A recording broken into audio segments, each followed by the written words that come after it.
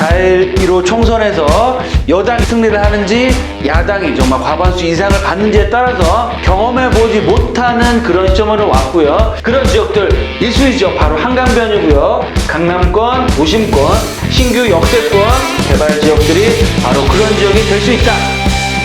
시청자 여러분 안녕하십니까. 발권의 돈 되는 부동산 투자 드림타워 투자자문 대표 발권입니다.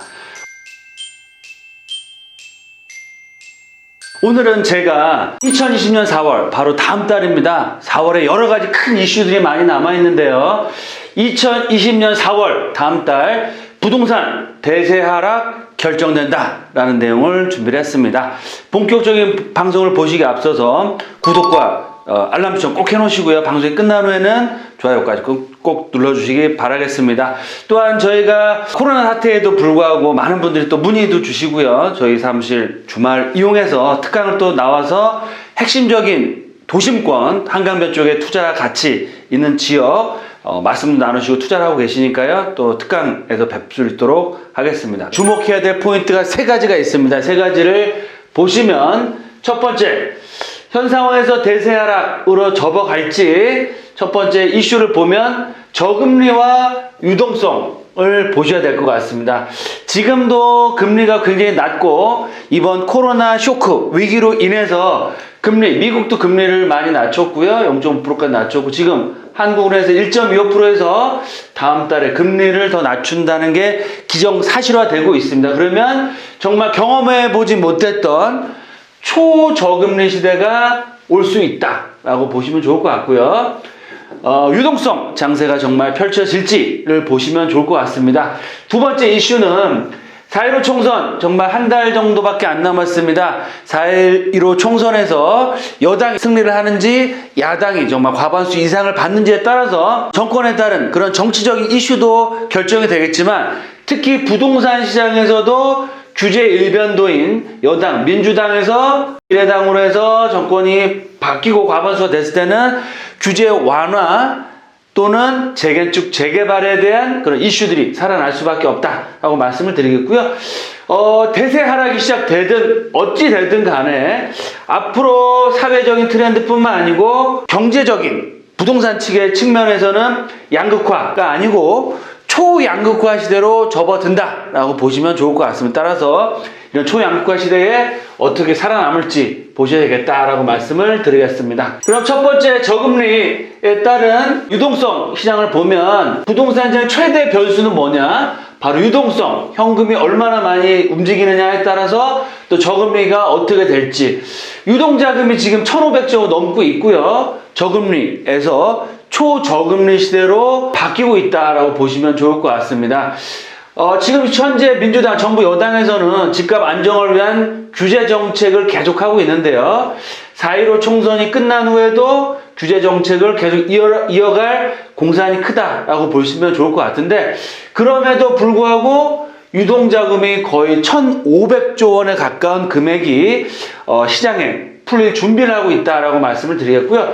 특히 금융이라든지 지금 마땅한 투자처가 없습니다. 왜냐하면 워낙 경기가 안 좋고 주식시장, 기업에 투자하기에 상당히 시설 투자하기 리스크가 있기 때문에 이런 1,000조가 넘는 유동자금이 거기다 토지 보상까지 해서 부동산 시장에 유입될 가능성이 상당히 높아져 가고 있다라고 보시면 좋을 것 같고요. 부동산 가격이 꺾이지 않고 올라가는 이유 중에 큰 이유 중에 하나가 바로 저금리입니다. 1.25%죠. 지금 가장 낮은 금리인데 1.25%에서 다음 달부터 더더욱 낮아진다고 했을 때는 초저금리, 제로금리, 정말 실질적인 인플레이션을 감안했을 때는 마이너스 금리 시대가 도래했다라고 보시면 좋을 것 같습니다. 따라서 그만큼 지금 저금리에 대한 이슈들이 계속해서 나오고 있다라고 보시면 좋을 것 같고요.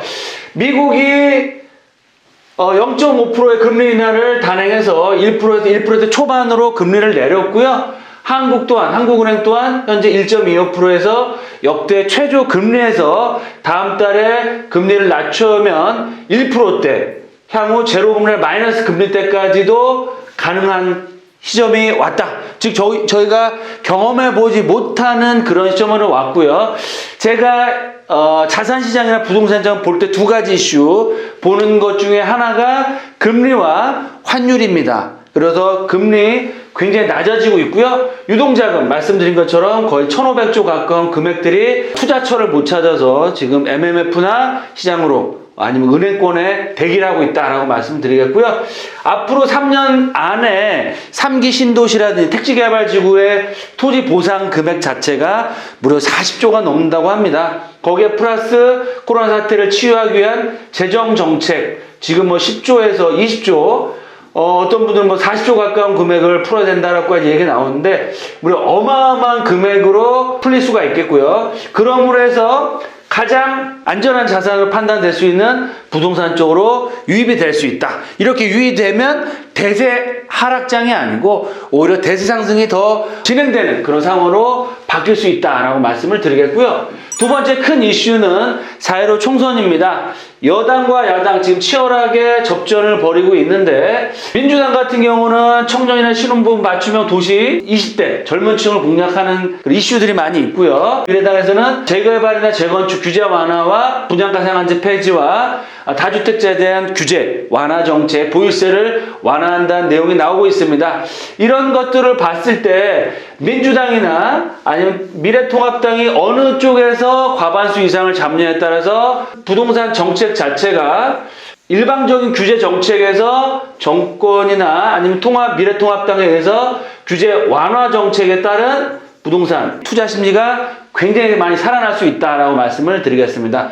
일단 더불어민주당 세 가지 정도로 핵심적인 이슈를 말씀드리면, 3기 신도시 개발을 빨리 하겠다는 내용, 특히 청년이나 신혼부부 행복주택이라는 공급을 확대하겠다, SOC, GTX라든지 신안산섬 인프라의 개발 속도를 내겠다는 것들이 주요 공약이고요. 미래통합당 같은 경우는 서울이나 1기 신도시의 재건축, 재개발 규제가 워낙 많죠.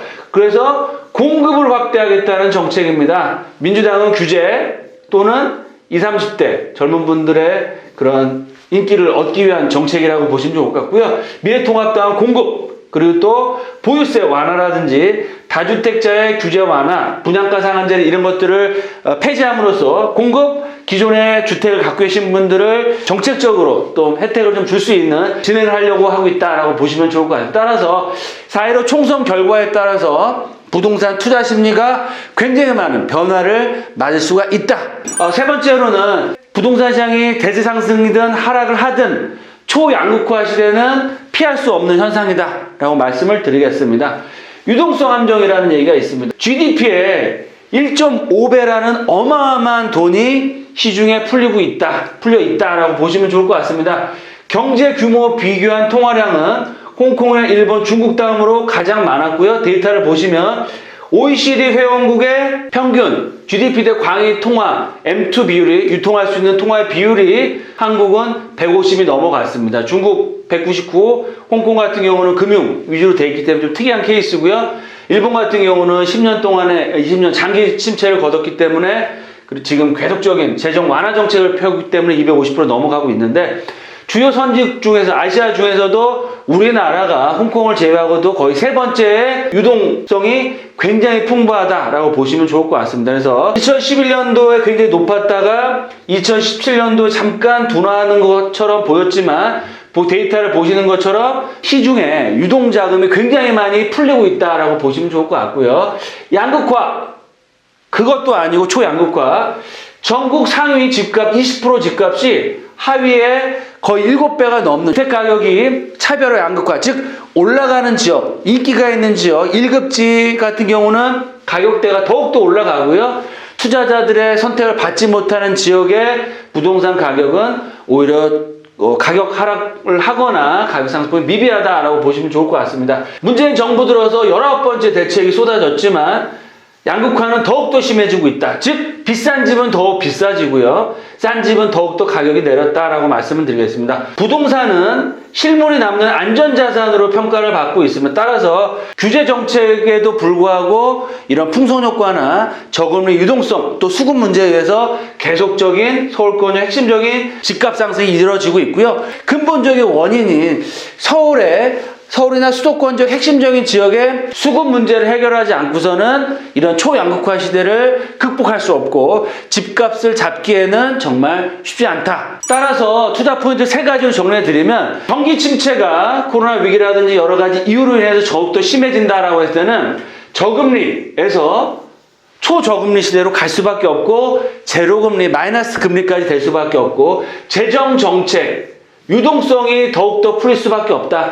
저금리와 유동성이 더욱더 심해지면 안전자산, 경기 침체되면 투자할 데도 없고 불안하죠. 재산 가치를 지켜야 되는데, 그런 반사작용을 해서 안전자산의 선호 현상은 더욱더 심해지고 현물자산, 부동산의 투자 선호도는 더욱더 클 수밖에 없기 때문에, 그 중에서도 서울권역, 수도권역, 특히 서울권역의 핵심적인 지역에 개발 이슈가 있고 교통의 호재가 있고 일자리가 늘어나면서 주거의 쾌적성 자체가 늘어난 지역의 그런 아파트나 주택 가격은 안전자산으로 상승폭이 오히려 더 가파라질 수 있다라고 말씀을 드리겠고요. 두 번째, 4.15 총선에 따라서 민주당이냐 미래당이냐에 따라 틀리겠지만 재건축이나 재개발, 다주택자에 대한 규제가 획기적으로 변화가 될 수 있다. 따라서 부동산 시장의 방향을 결정할 수 있는 큰 이슈가 4월 15일 총선의 결과에 따라다. 어떻게 되든, 정말 경기가 침체돼 가격 하락을 하든 경기가 상승을 하든 향후 부동산 시장은 어떻게 된다? 양극화가 아니고요, 초양극화 시대에 들어섭니다. 따라서 늘 말씀드린 것처럼 수급 우위, 즉 수요와 공급이 모든 재화를 결정합니다. 부동산도 마찬가지죠. 수요는 늘어나는데 공급은 제한적인 지역, 바로 서울이고요. 그 서울 지역 중에서도 수요가 폭발적으로 늘어날 수 있는 지역들이 어딘지를 보시고 선택하시면 좋을 것 같고요. 이제는 부동산도 브랜드 가치, 명품화 시대에 들어섰습니다. 따라서 부동산 브랜드 가치가 있는 지역이나 종목을 선택하셔라 라고 말씀을 드리겠고요.